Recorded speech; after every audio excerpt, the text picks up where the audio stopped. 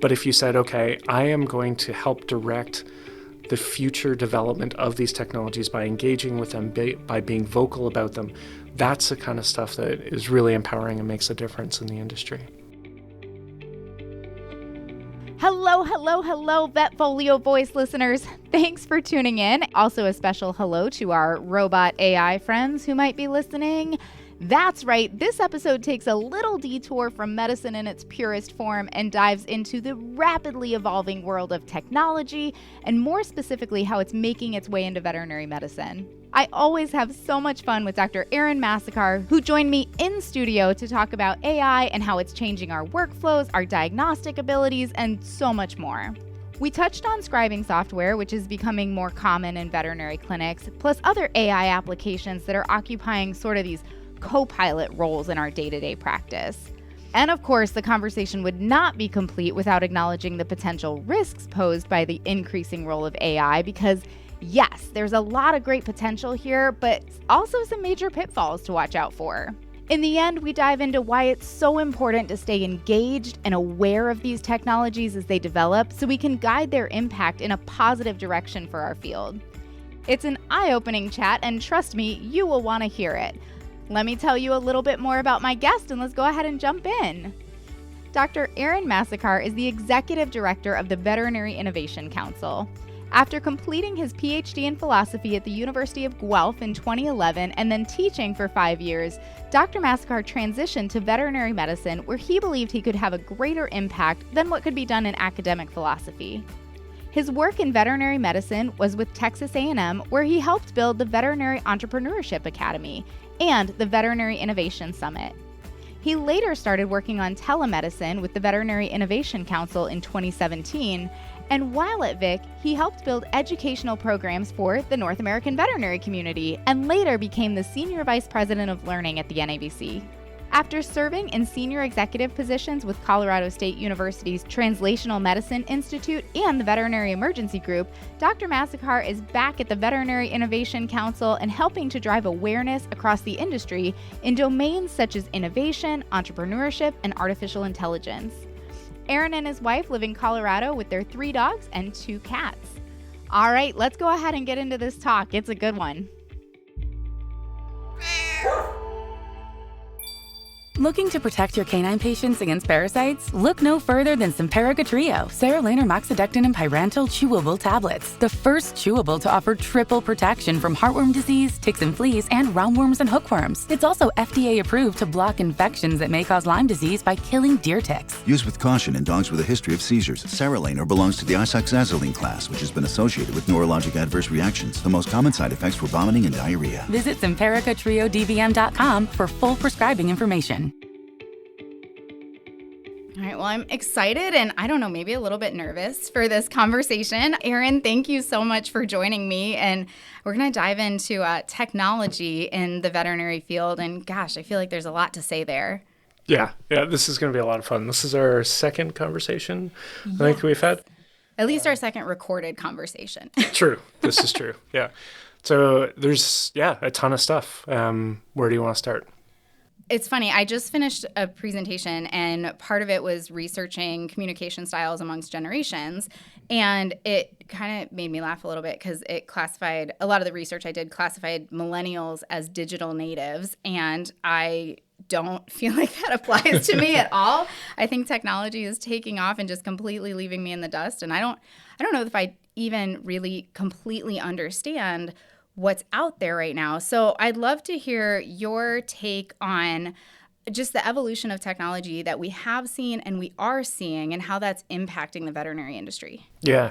So there's a bunch of stuff that we could dive into when it comes to the nitty-gritty details of it. We can start talking about LLMs and retrieval augmented generation, all that kind of stuff. But I think it's probably better to start with the things that are impacting people the most today. So, for example, there's a ton of new companies that are hitting the market that their whole focus is on taking that in-person exam and turning it into a SOAP note.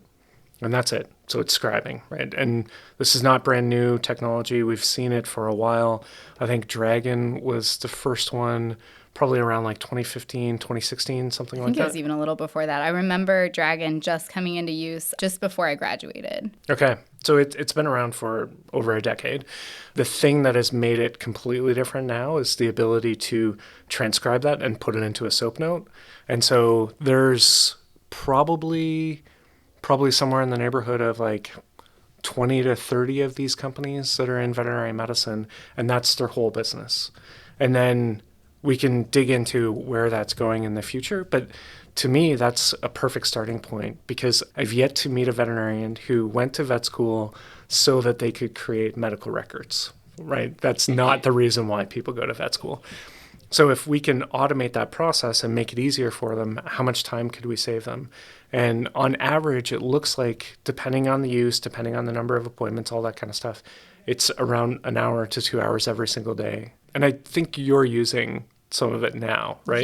Yes, absolutely. Honestly, multiple platforms. So maybe it's not completely leaving me in the dust, but I mean, that was mind-boggling to me because I started with scribing, working with ScribeNote, and it was pretty much a straight dictation of, what I said was recorded, which was great. And then it wasn't long after I started using that software that they were like, yeah, no, this will, like you said, turn it into a whole SOAP note. And it blew my mind. And now we've gone from, you don't even have to dictate it to turn it into a SOAP note. It can just record the interaction between, a veterinarian and an owner, turn that into a SOAP note. And now we're even seeing that expand into like recommendations and differentials and things like that. It's just, I feel like this is, for me, it feels like in the span of the last year. I'm sure it's been going on longer than that, but I'm going, man, this is going so fast. And you're 100% right. When I think about the scribing software, you're right. I did not go to vet school to write medical records, although there were times in vet school where it felt like that's why I was there, was to learn how to write medical records.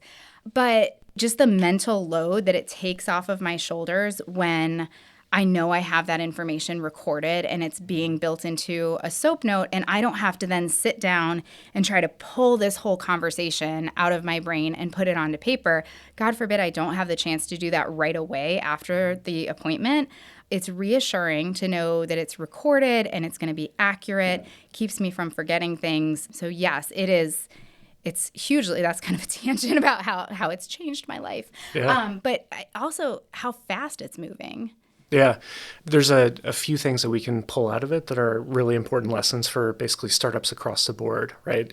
And one of them goes back to a conversation that I had probably over a decade ago with somebody where he was just starting to build new hospitals. And he said very clearly, all startups should be focused on saving veterinarians time.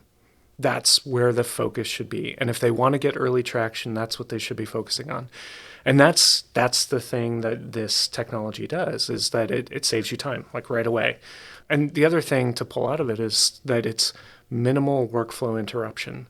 So as a user, you just open up your phone, you open up the app, you hit record, you walk into the appointment, you change nothing about your appointment. You do all the things that you would normally do. You finish the appointment, you hit stop, you walk out, and somewhere in the neighborhood of 30 seconds to 2 minutes, you have the SOAP note, and then, yeah, there's a lot of challenges with integration and that sort of thing, but you're just cutting and pasting. And some people are using it on a desktop, and so they're just pulling it from the app version over to the electronic health record, dropping it in, and that's it. So minimal workflow interruption, maximum value, and that's why I think they're taking off so much. And yeah, it has been going on for a while, but the advent of ChatGPT and large language models, like this is why it's driving it forward, is because that hit the market and all of a sudden we could use natural language processing in order to figure out what somebody was saying and then translate that into a format that was easily accessible and portable, and we could put that into the electronic health record. And I love that's the focus of saving time.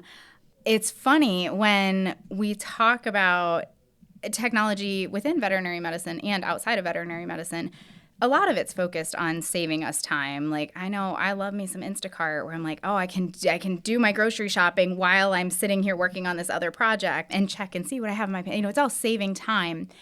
And on the one hand, I say, well, does this mean I'm getting too busy and I'm losing mindfulness and some of the things that are important?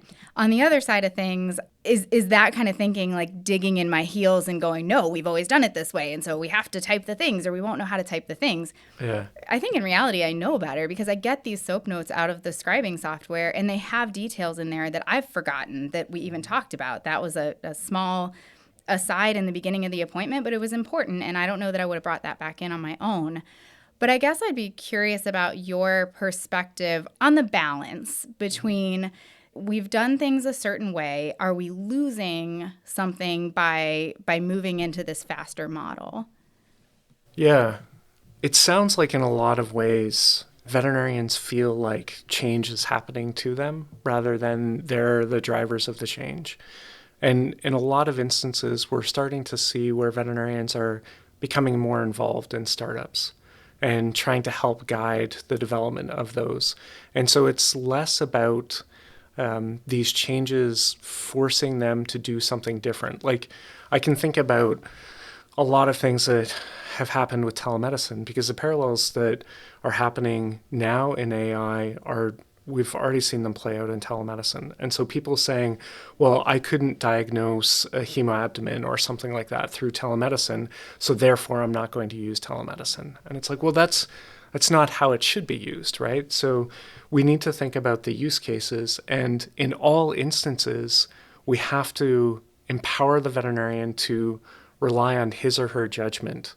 And anything that is forcing you to do something different that you are completely not comfortable with shouldn't be used, right? But at the same time, trying something, right? So that's the thing. That's the thing that differentiates someone from being a total laggard and like digging their heels in and saying, I'm not going to change and all of this stuff is happening to me and I don't want any part of it. And I remember seeing a post from somebody who, in one of the Facebook groups, they were saying, well, has anyone tried scribing? Like, what do you think about scribing? That kind of stuff. And a bunch of people were saying, this company's great, really love this company, really love this company. And then down near the bottom was someone's comment of, I'm not going to train my robot overlords to replace me, And you're like, okay, I totally get it. Right.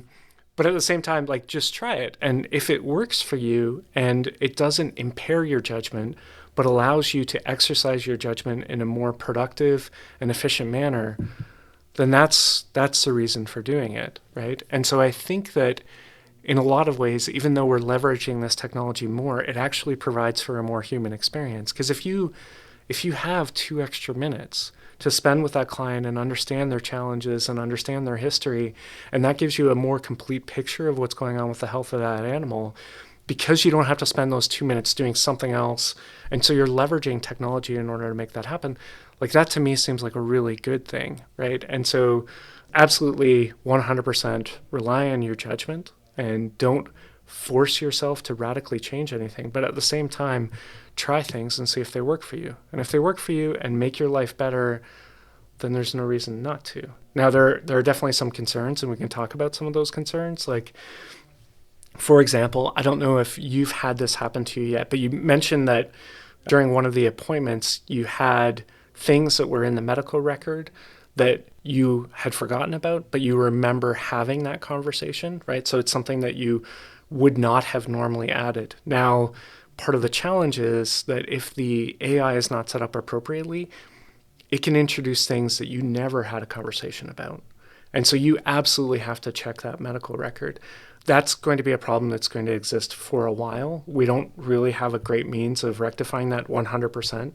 And there are some people that I know who are using some of these technologies and they just start using it right away and they're like, oh, everything's accurate. And so for the first 20 appointments, they're like, yep, everything's good, everything's good, everything's good. And then they stop checking. And that scares the crap out of me. And I'm not a vet. And that should scare the crap out of other people too, but it's just gotten so good. So I absolutely would not recommend that, but just trying it as a starting point and then using it and then verifying it. So don't just trust it right away, but use it and verify it. And then from there, figure out, okay, what works for you, what doesn't work for you? Because as you mentioned, there are so many different avenues that they're going into different use cases, different applications that are super fascinating and could have the potential of not only saving time, but making people feel a whole lot better about the work that they're doing. So this is what the future looks like. And yeah, as much as you say that you're digging in your heels, you're on the forefront. Because when I go and talk with people, I would say that probably 2 out of a room full of 40 people have tried ChatGPT, and maybe 1 out of those 40 people are actually using something like a scribing software. So we're just at the very beginning. So you are, in fact, an early adopter, as much as you would probably like to admit that that's not the case. Yeah. Wow. Okay. I don't know. I sort of want to pat myself on the back here and be like, all right, there's, openness characteristic coming in. I think what I hear you saying is when we're looking at these technologies and these new avenues of doing things that we've always done, like medical records, getting away from all or nothing thinking, not because I can't use it for this, I can't use it for anything, and putting our own mental, emotional guardrails around that to say, well, I feel comfortable using it in these contexts. And so not that these tools are all good or all bad, whether we're talking about telemedicine or scribing or something like that. I have not had the experience of the scribe software making things up, but I have heard of cases like that where you really have to go back and check. And it is really easy once you see it accurate for a while to just go, oh yeah, it's there, it's all there. And you're right, that's important to quality check. And I think if we're doing that, on the one hand, maybe we're actually doing a better job, because instead of spending that mental energy synthesizing the information, we're using that mental energy quality checking it so we can think about it a little bit more in depth than we might have time to do if we were having to type all of this in manually. There's this, analogy, I guess is the word, that one of my professors in vet school told me, and I have used it and told it to many people because it makes so much sense to me. He said, your brain is like an iceberg, and only so many penguins will fit on that iceberg. And I've seen this play out where you start to fill your head with a lot of things, and all of a sudden, I brought this up to my sister when she started med school, and she's like, I don't know how I fit all this information in my brain. I said, you don't. You're losing penguins. You just don't know which ones. And she's like, I did forget which cabinet my coffee cups were in this morning. Like, yep, you could only so many penguins at once. So I kind of look at these softwares as opening up space for more penguins, where I don't have to use the energy to come up with the information and form that into a coherent sentence. That's already done. Now I can read that sentence and think about how that's going to apply and how I can use that for this patient's benefit in the future. Mm-hmm. It's really interesting that you bring that up, especially when it comes to imperceptible changes that happen. So one of the features that is in at least one of the companies, and this is VetSoap, their company, they have a tool called the burnout measurement tool. Burnout is typically something that just slowly happens over time. It's not usually something where you just kind of hit a wall and then it happens. It's something that is usually imperceptible. And the use case that he has with this is really fascinating, where he turned it on and he knew that this was measuring his experience, and then he kind of forgot about it. And I think it was something like 2 or 3 months later, he just felt like crap. He just knew something was wrong, but he just felt terrible. And he was experiencing some of the symptoms of burnout. And he looks back and he can track it to the exact moment, the exact week when it started to happen. And so there was this imperceptible change that he only felt it after it was a couple of months of it going on. Now imagine if you could figure that out in the moment. If in the moment you said, if I continue down this pathway, then I know that I'm going to end up burnt out. Think about that from a personal perspective, a team perspective, because it's things that we know. So he was dealing with irate clients. He was dealing with more clients than what he expected.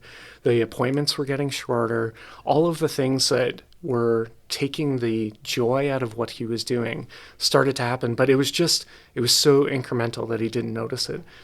So just thinking about things like that and being able to leverage the technology to give you the indicators that you need to say, whoa, if I don't stop doing what I'm doing, I'm going to end up in a negative place. And that level of self-awareness is so hard to achieve for any human being. But if you had something that was kind of a guide that was helping you along with it, that could just be really powerful. And that's just one example, right? There's tons of other things from like educational resources, differentials, all of these things that are being built into the tools themselves. Some people are speculating that they will actually replace the patient management system entirely because you won't actually need to do it anymore. So, for example, how much of your time is spent thinking about coding information appropriately, in the sense that you have to have, on the human side, it's way more specific, right? There are particular codes that you have to use. But in veterinary medicine, it's kind of a free-for-all. So there are codes that are out there based on the SNOMED CT system, but most veterinarians aren't using them. And because of that, we don't have really good patient outcomes data. And we don't even, because you as a doctor might be using one term, another doctor might be using a slightly different term, and it's the exact same thing, but it's variations amongst the individuals. What if we could standardize all of that and have better understanding of this drug actually achieves these outcomes for these kinds of patients, and being able to track that over an extended period of time? So there's things like that veterinarians just don't have time for today, and we could improve patient outcomes if those kinds of things were built into the system. And so, yeah, there's a lot more that's coming into it as well. Yeah, there is a lot there. And now I'm seeing positives and I'm seeing negatives, because what you're talking about with coding and tracking patient outcomes, I feel like that could be hugely important and take a lot of the manual work of data entry and reviewing records and things like that out of some of the processes that we have now to get as much of that information as we can, which means we can get more information, we can get it faster, we can probably get it more accurately, which I think could do wonders in the field of veterinary medicine. But when I heard you talk about the burnout tracker, like my mind kind of went to the robot overlords. Like I was like, well, at what point is the computer telling me I have to do something? And I don't know if that's the right thing for me, and I don't know if I agree with that. And I'm sure it comes down to checks and balances, but finding that line of using these tools appropriately, and I guess that would kind of be where my brain goes next, is how do we avoid that slippery slope? Can we avoid that slippery slope into giving computers too much, I don't know if autonomy is the word, maybe it is, too much credit for what they're telling us and they're detecting? Yeah, that's definitely a big challenge. And the most important thing that veterinarians and veterinary professionals more broadly can do is try these tools and give feedback, because it's really hard to be a successful company if people aren't going to buy your product. And if the veterinarians are trying it and they find that there's another product that does what they want to do, but it doesn't have these negative consequences, like telling them what they should be doing, then that product is going to be more successful. And so veterinary professionals can vote with their dollars when it comes to some of these things. Now, if you start looking at it at kind of a broader scale, there's a lot of corporate practices that are going to be really interested in these tools, for everything from team management to culture to efficiency. And the best thing that a veterinarian can do is to get engaged with them and to say the kinds of things that are going to be helpful for them. Saying, here's a possible future of negative outcomes, therefore I'm not going to engage with any of these tools, any of this technology. That's a bad road. You don't want to go down that road. But if you said, okay, I am going to help direct the future development of these technologies by engaging with them, by being vocal about them, that's the kind of stuff that is really empowering and makes a difference in the industry. That makes sense. And then, but it sounds like there's a lot of like the jury's out as far as that slippery slope and where we go with things, because the other place that my mind goes is the power of suggestion. Mm-hmm. And so, I'm clearly stuck on this burnout tracker thing. I'm like, wait a second though. What if, because, I'm picturing, okay, if I'm using this burnout tracker myself and I can see this being a very powerful and useful tool, because this is a major issue across many medical fields, definitely veterinary medicine. And I could see it helping to, like you said, head this off before you're really feeling it, before you're in the thick of it and having to make major changes.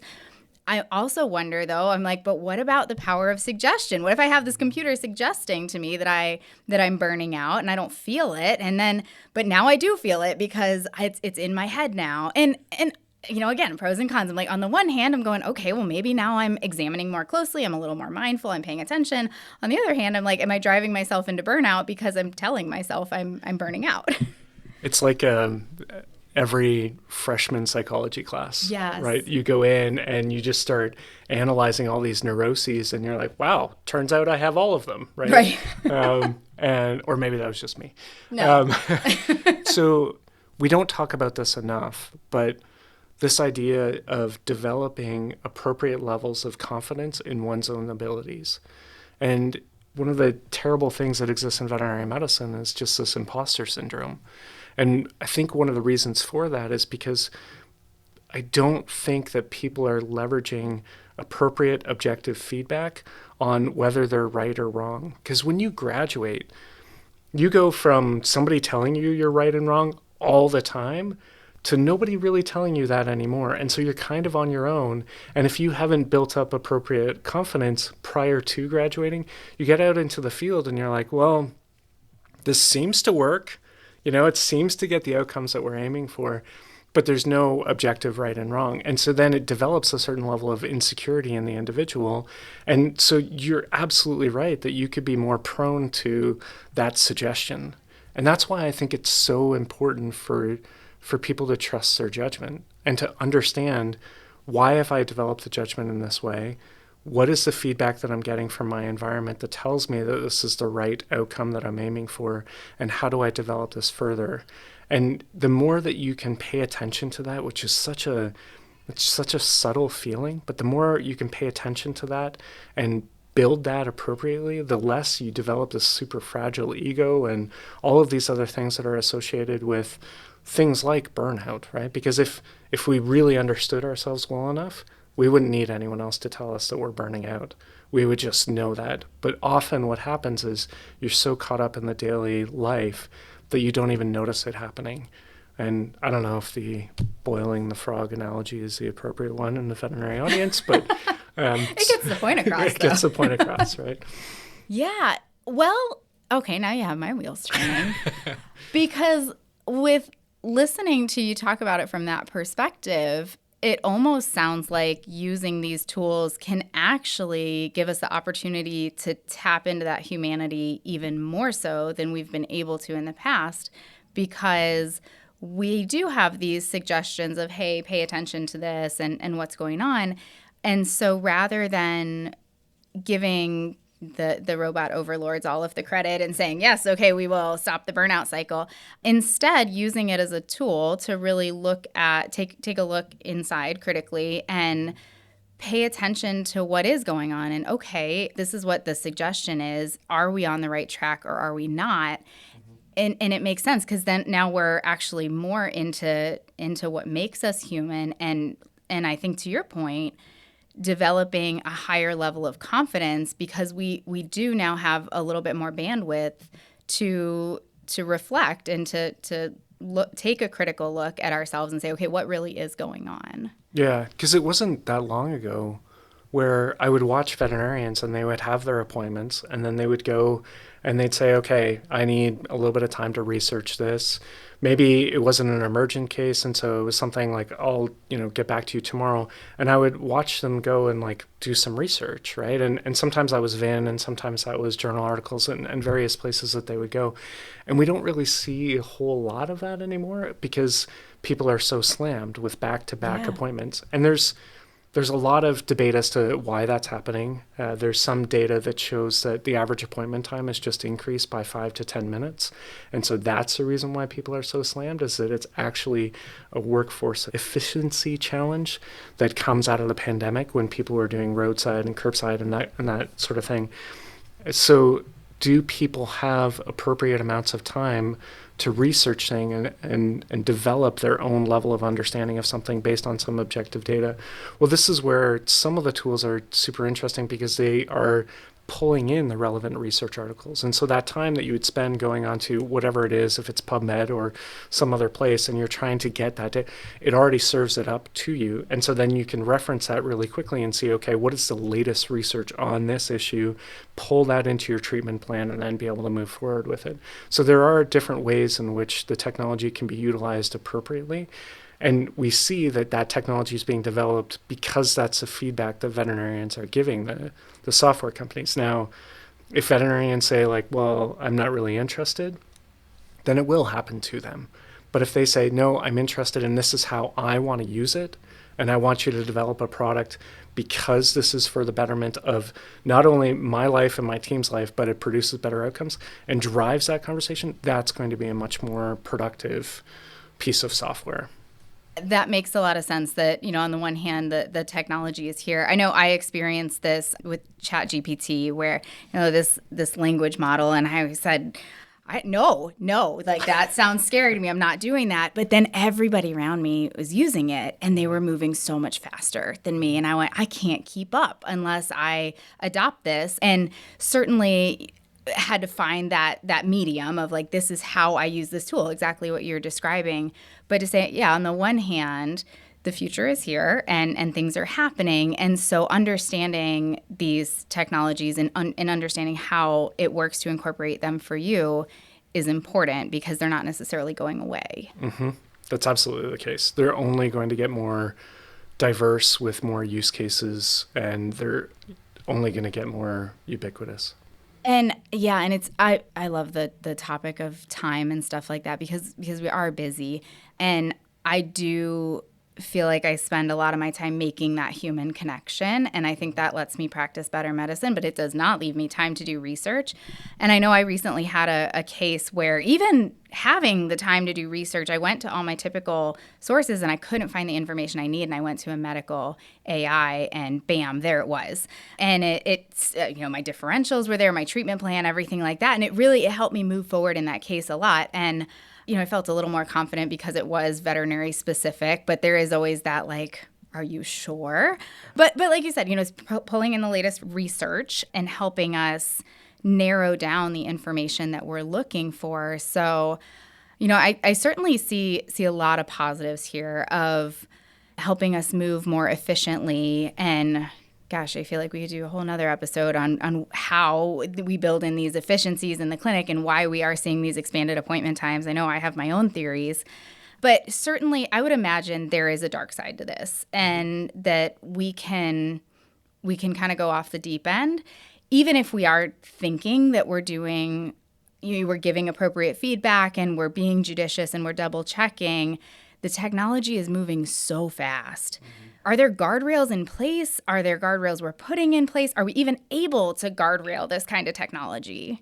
I suppose it depends on how broadly you want to talk about the technology. Because if you want to talk about AI more broadly, there aren't really good guardrails in any industry. Now, when it comes to veterinary medicine, there are definitely groups of people who are trying to develop guardrails, but part of the challenge is something called the AI effect. So when something is sufficiently far enough developed, especially when it comes to software, we tend to associate it with AI. So for example, do you have an iPhone? I do. And it has face recognition? Yes. So that's AI. Okay. So going further back, optical character recognition. So being able to take a picture and then it recognizes the text, that's AI.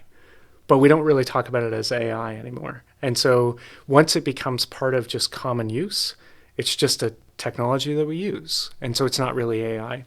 So part of the problem is that as these technologies develop and we get used to them, we stop calling them AI and they're just software.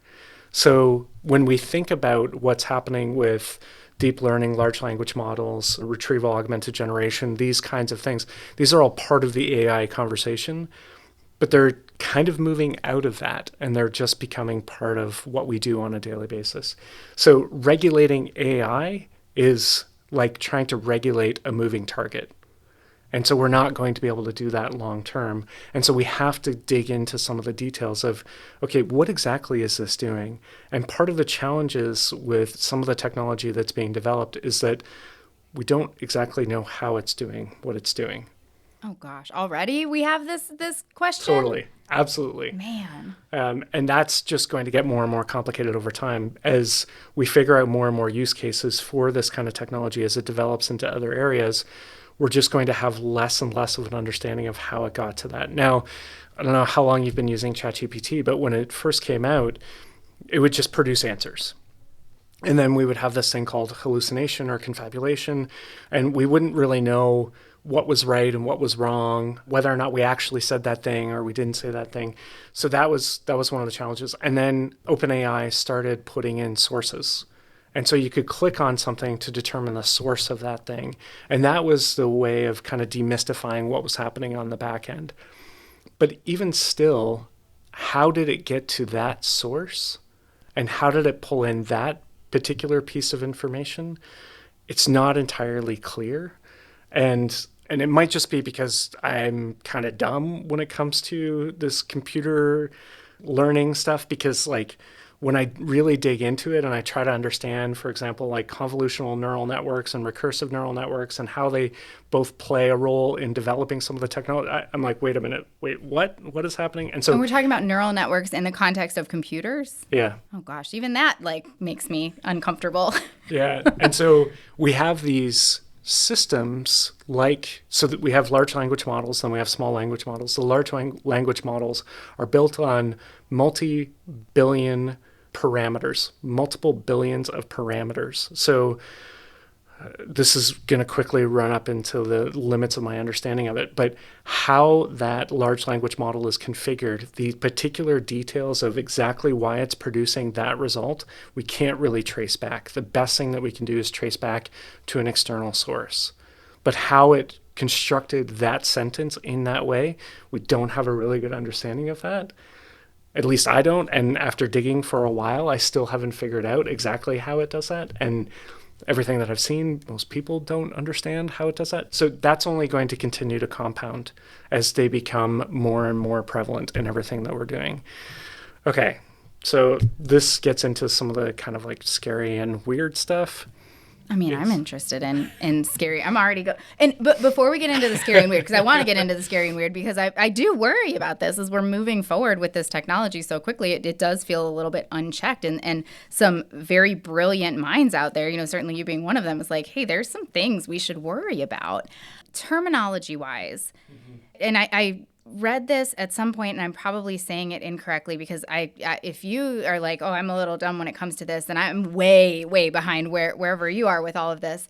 Difference between true artificial intelligence versus like, isn't there a term like expansive intelligence or extended intelligence, where like the large language models, where it's more so building off of information that we already have than generating new information. Although with what you're describing, saying we don't actually know how it's getting here, maybe there is an element of artificial intelligence. Is there a difference there? Yeah, there's a lot of different definitions, and they seem to be changing depending on what sources you're going to. So there's artificial narrow intelligence, artificial general intelligence, and then generative artificial intelligence, and then there's artificial superintelligence. Okay. So artificial narrow intelligence, we can think about that in terms of a very specific task. So it's set up to create something very narrow. Complete the next word in this sentence. The artificial intelligence can do that. That's artificial narrow intelligence. Artificial general intelligence, and this is where I hear different definitions from different people, but is basically, instead of it being very specific to be able to do that one specific task really well, it can do a broader range of tasks. And so we think about human beings, right? Human beings are generally intelligent. So, and I don't mean that as like a compliment. I mean that we can do a bunch of different things. We can be jacks of all trades. Right. And so there's a bunch of different things that we can be good at. But artificial narrow intelligence would be like only being good at breathing. Right? I am very good at breathing. Yeah. I should hope so. I made it this far. But it's not great at a whole bunch of different things simultaneously. Now we're moving into this realm of artificial intelligence being able to do multiple different things simultaneously. So there was this weird thing that happened, and I posted about it on LinkedIn because I was like, wait, what just happened? So I was creating a survey, and I went into ChatGPT, and I've got the paid one, which absolutely every single day I would probably pay $20 for that, let alone $20 a month for that. So I went in and I said, can you create me a survey with the following parameters, right? So can you just create the survey? So I created the survey, and then I think at some point I said that I was going to use Typeform for it. And it said, if you can give me your login credentials, I can create it for you in Typeform. Oh my goodness. And I was just like, wait, listen, robot. what just happened, right? Yeah. Because we tend to think of it as this like narrow application. Okay.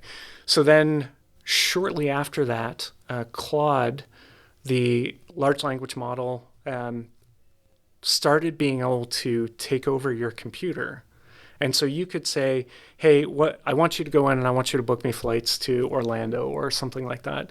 And it will go in with whatever parameters you've set up. You know, I want a cheap flight, I want an aisle seat, I don't want multiple stops, et cetera, et cetera. And it will just go in and you can watch it take over your computer and do everything that you need it to do. And you're like, okay. And then Google came out with something similar. So what we're starting to see is this boundary between this like narrow domain of this is a chat window and I'm just going to be functioning within this chat window to spilling over into other areas.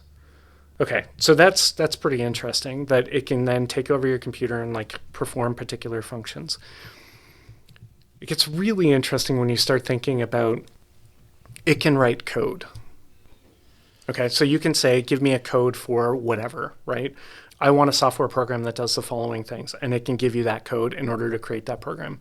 And you're like, okay, wait a minute. Everything that we do with computers right now, we're thinking about these like discrete things. We open up this program, we close this program. You know, we are grabbing the SOAP note, we're putting it into the patient management system. We're thinking about like all these discrete. What happens when computers can instantly and immediately spin up software? So then just think about like how you're currently interacting with computers and how we're thinking about these windows and we're thinking about these tablets and we're thinking about these phones and all these different things. And it's all because they're program-based and they're discrete programs. What happens when you don't need discrete programs anymore because you can just complete tasks without going from one program to the next? Because the software is immediately created. Like, I have a mental block when I start thinking about that because I can't visualize what that would look like, but it's already starting to happen now. I'm going to need a minute with that one. And one, you know, because coding and things like that is such a foreign concept to me anyway. And so, you know, even thinking about new software being created, when I think of software, I think of like this discrete entity. Like I use this software to do this thing. And so the idea of basically all these like, I don't know, like micro softwares that are completing the steps of a task. Is that what you're describing? Mm-hmm. I don't know how I feel about that. Uh-huh. When you start really digging into that and trying to wrap your mind around it, that's where we're going, and that's where we're going with agents. So let's talk about that. I love that you bring up the word agents because that was something you and I have talked about before, are co-pilots versus agents.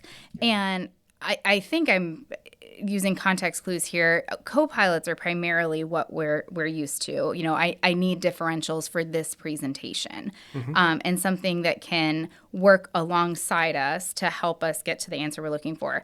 Agents, to me, of course, you know, brings to mind agency. So I'm thinking these are softwares that are functioning autonomously, and that I have so many thoughts, but none of them are truly like intelligible thoughts because it kind of like what you're describing, but probably on a way smaller level. Like I can't even wrap my head around that. Yeah, and that's another one of these areas where the definitions are kind of fuzzy. So a simple definition would be something like a co-pilot. You're giving direction all the time, and it's providing you with some sort of information, fulfilling some sort of function, and it's relatively unique and discrete. And then an agent is where there's a certain level of autonomy in the task completion. And so then people will start talking about things like agentic workflows. So an example of that would be something like, you can go into ChatGPT right now and say, write an article for me, 500 words on the future of pet food or something along those lines, right? And then you can say, all right, now I want you to edit that and I want you to add in a few sources and citations and that sort of thing. So you've got like one thing that you've asked it to do and then another thing that you've asked it to do. And then you're like, I want you to email this to a team member and I want you to get the feedback from that team member and on and on. And so there's these like different, through a chronological order, different parts of a task that you've assigned to something like ChatGPT. Okay. An agentic workflow would be something like, you give all of those directions at once. And so you say, write a 500-word article. I want you to fact check it. I want you to edit it. I want it to be on the future of pet nutrition. I want to get feedback from these 3 different people, and I want you to post it to my blog. And you know what? Why not create a podcast and a video out of it? And then that just all happens, and there's a certain amount of compute that has to take place in order, so it's not instantaneous. But that would all happen in the background from just a series of instructions. Some of these tools are already moving in that direction, but we're not really there yet. But could you imagine something like, you think about your normal workflow today when you're in a clinic and you do your hands-on exam, you do your soap notes, you do prescription, diagnosis, all that kind of stuff.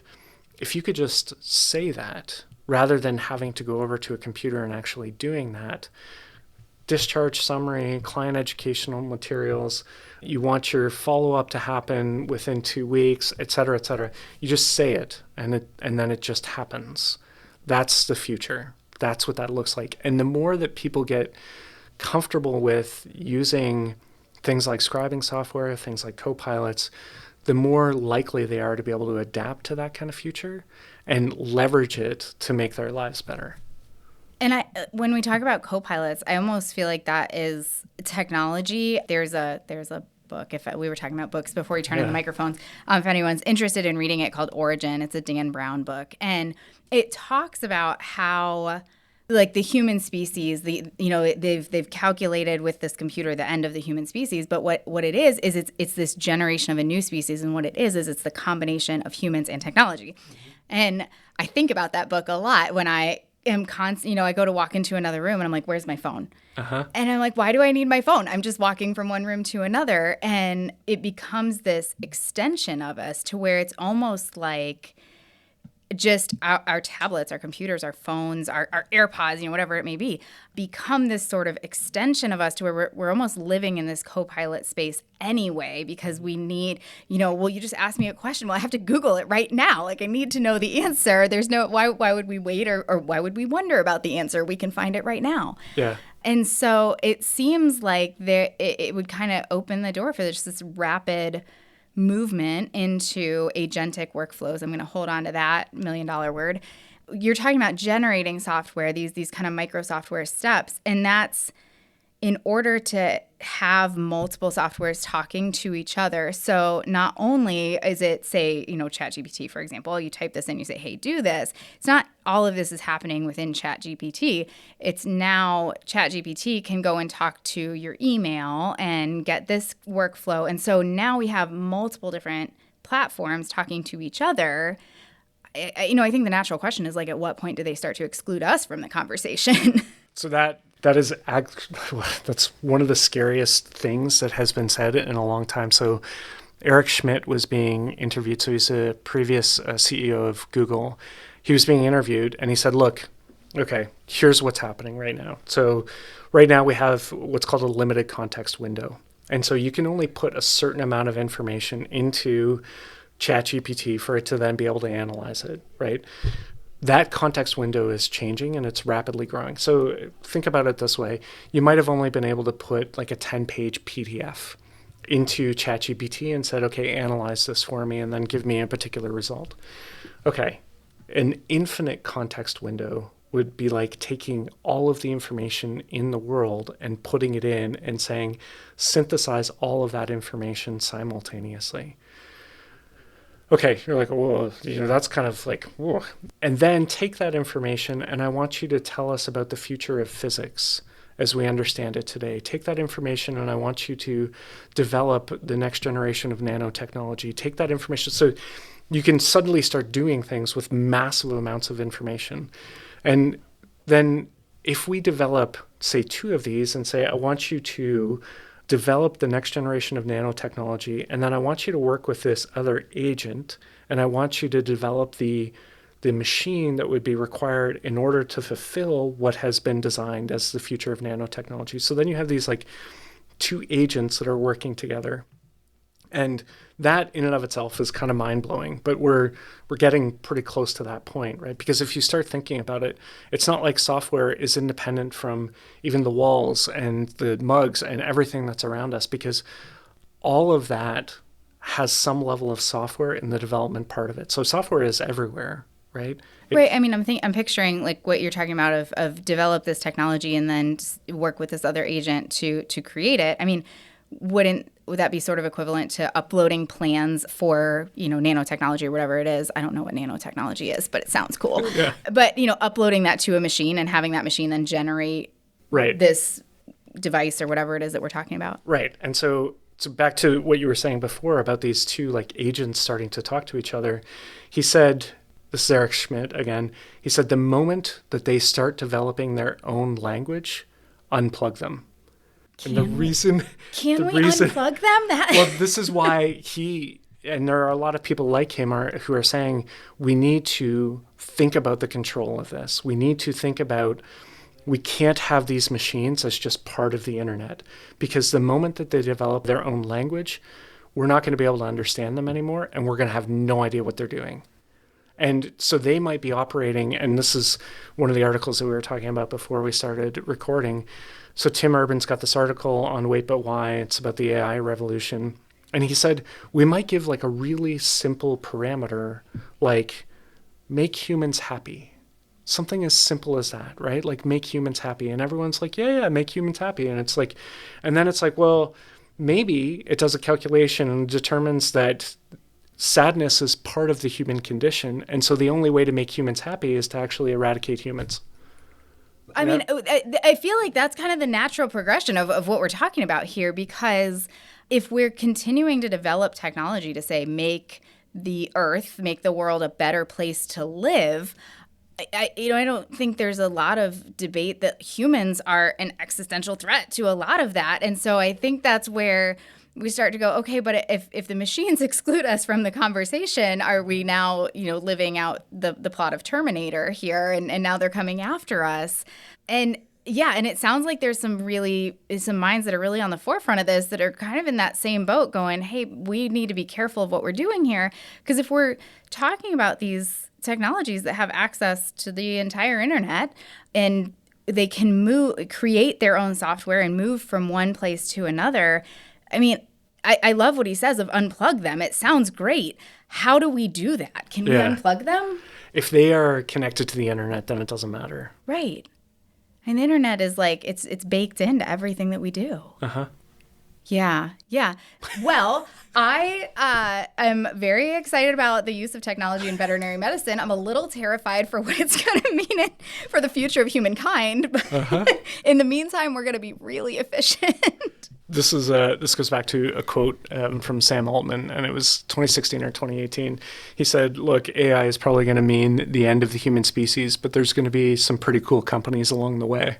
That's kind of what it sounds like. Yeah. So it is interesting, because when you start looking at these people who are writing on this and spending a lot of time, Tim Urban being one of them, there are these statements that people make where it's, once we create artificial superintelligence, which is what we're on the path to creating, and it's similar to, but not exactly the same as the singularity stuff that you were talking about with Origin and Dan Brown. Once we create artificial superintelligence, it's going to be the last thing that humanity ever does. And it's either going to be the last thing that humanity ever does, because when you start thinking about this, this is just super wild, because we think in silos. And we think, for example, it's making my job more efficient in veterinary medicine. It makes it easier for me to write things. It makes it easier for me to produce things. And so all of these things. And so what you can see really quickly is this acceleration of efficiency that's happening. And that's just within my own individual silo. Now, when you start thinking about that across the board and you start thinking about what artificial intelligence is able to do in every industry, you start thinking about things like workflow efficiency for doctors. And you're like, okay, that totally makes sense. It's an analogous field. So that's the direction that we're moving in. And then you start thinking about like supply chain management. And it's like, oh yeah, well, that's going to be more efficient. And then you start thinking about like material science. And you're like, oh, well, yeah, that's going to be more efficient too. So what's going to happen is that all of these technologies, the efficiency that's going to be realized in all of them is all going to be converging to this hyper efficient state. And so what happens if we do this right and it brings the cost of production to almost pennies? And so then everything from global famines to materials to everything, all of that reduces to almost no cost whatsoever. Then what kind of humanity are we going to have? Because we won't have to worry about working. We won't have to worry about food. We won't have to, and some people are like, well, we'll have something like time chips or compute chips or, different forms of currency that exist. And there's a bunch of different speculation around that. But what happens when we get to that state where you don't need to work anymore because everything is already taken care of for you? So that's the ideal state. The other is we really mess this up and we create a machine that just wants to make us happy, and to make us all happy, it kills all of us, right? And those two universes are equally possible, and that scares the crap out of me. Yeah. Well, and even this utopia that you're describing, if we take a lot of the things that have driven humans since the dawn of humanity, and we take those out of the equation. This is why my philosophy class in freshman year was my favorite class I ever took in college, because then I'm like, okay, well, let's go down this road. If, kind of like you said before, if we say, sadness and struggle is part of the human condition, if we take some of that away, like what happens then if we've fundamentally altered the human condition and things that we have evolved over millennia to focus on, and we overnight essentially take those problems away? It sounds good in theory, but I go, would that really be a utopia, or what other problems would we find to manufacture? This is, I love this. Okay. And now we're going to be here for another hour. Yeah. If you think about it, what is the striving that most people are aiming for? And in a lot of ways, it's material wealth. And one of the things that the good philosophy classes will ask you is, why are you striving for material wealth? And people will then say, well, it gives me a sense of security. It gives me all of these different things. And it's like, well, what if you could have a more direct passage to those things, right? And then people start talking about happiness and that kind of stuff. And then we get back into part of the human condition, the true part of the human condition, not the pursuit of materialism, but what it really means to be a human being is to focus on things that really matter to you and things that truly matter to the individual. And this is maybe a little bit controversial, but it's not material wealth. Right. I think we've shown, we've demonstrated with, celebrities and multi-billionaires and things that material wealth is not the path to happiness. Although, when you're striving after that and you feel like you're in that have-not camp, it sure looks like it. But totally. Then, after countless stories from people who are on that have side, they said it doesn't change your condition as a human being. So I think what's possible is that it actually allows us to be more human. So this ideal state, if it ever does happen, if this utopia ever does happen, and I don't know, like these are fun thought experiments. Do I actually believe it? I don't know. There's just so much that's kind of in the way. It's like of too that. Big to really wrap your head around. Yeah, because everything in society changes. When I really think about that, if it gives people the opportunity to focus on the things that really matter to them, relationships, health, flourishing, and focusing on things that allow people to get better for the things that matter to them.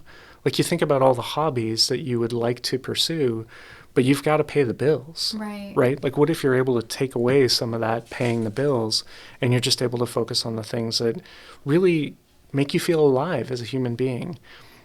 Could we have much better outcomes as a result of that? And could we be more human as a result of a lesser focus on materialism and the pursuit of material wealth? Like, I don't know, maybe that sounds pretty cool, but maybe it's just because I'm trying to justify a few degrees in philosophy. But I think we keep coming back to the same place of there's a lot of potential positive, and this could really move in the right direction, and there's a lot of potential negative. So it really comes down to awareness and trying to do everything that we're doing very thoughtfully, probably more so now than ever before. Mm-hmm. And if you're not engaged, I don't know what to tell you. You have to be engaged. And even if it's just something as simple as getting a ChatGPT account and trying it, even if it's just that. But then from there, there's all sorts of things. Like, all of these startups need feedback. They need feedback in order to develop better products, because the more feedback that they get from the community, the more likely they are to develop products that are going to solve problems for people in the community, the better people's lives are going to be. Now, that bigger conversation around like artificial superintelligence and all that kind of stuff, there's a lot of speculation about when that's going to happen. Some people say 2040, some people say 2080, some people say, 2300 or whatever it is. We don't really know. And there's not a lot that we can do about that. But what we can do is try to understand how these technologies work for us and leverage them appropriately and try to make our lives better. And I think these thought experiments are important. Maybe that's me being biased because I really have a lot of fun with them, going, what about this? What about this? But I think it's important because I think it keeps our wheels turning and asking these critical questions and looking at things from multiple points of view to say, as we're moving forward with this very powerful tool, how can we think we're doing it in a thoughtful way, but how many things have we as humans done and then looked back and been like, oh, shouldn't have done that. And so I think, like you said, to be engaged and to understand the technology and give real feedback and have a familiarity with how it works, and then keeping those wheels turning, having those conversations and saying, but what about this and what about this? Hopefully that feeds into doing it thoughtfully. And, if technology does decide to wipe us all out, hopefully it's well after all of us are long gone. That would be nice. Yes. Yeah. That would be nice. Well, like I said, we really are going to be here for another hour if we keep having these thought experiments, because this is also, I love this, one of my favorite things to do. So to be respectful of your time, Aaron, I will go ahead and wrap it up there and not dive into the 14 more questions that are in my brain. But thank you so much for the conversation. I always love diving into these conversations with you because there's so much to think about, and you really do such a good job of painting a picture of how much is out there and how big these considerations are. Well, it's awesome to be able to talk with you about this stuff because, I've got a background in philosophy, and I'm like, what could I ever do with that, right? Anything like productive, especially in veterinary medicine, an area that I'm so passionate about, and like my family is associated, like my wife is a veterinarian, so like I live in this world, and so to be able to offer something to it, it makes me feel really good. I don't know. I feel like that background in philosophy is probably important now more than ever. Probably. Oh, well, Aaron, thank you again for joining me. Yeah, thanks for having me. Aaron, I'm so glad that we were able to connect in studio. This was such a fun conversation. So thank you for all of your thoughts in this episode. And of course, a huge thank you to everyone who tunes in. If you enjoyed this episode, please leave us a 5-star review wherever you get your podcasts. It'll help other veterinary professionals like you find this and other great content we try to put out there. If you enjoyed this episode and would like to hear more, click on the Education tab on the VetFolio website or find more episodes wherever you get your podcasts. As always, we'd love to hear your thoughts on this talk, as well as ideas for topics you'd like to hear from us in the future. Feel free to reach out to me at dvm@vetfolio.com, connect on Facebook at Dr. Cassi DVM, or follow me on Instagram at dr.cassi.dvm. And remember, if one animal is better off because of you today, it's a great day.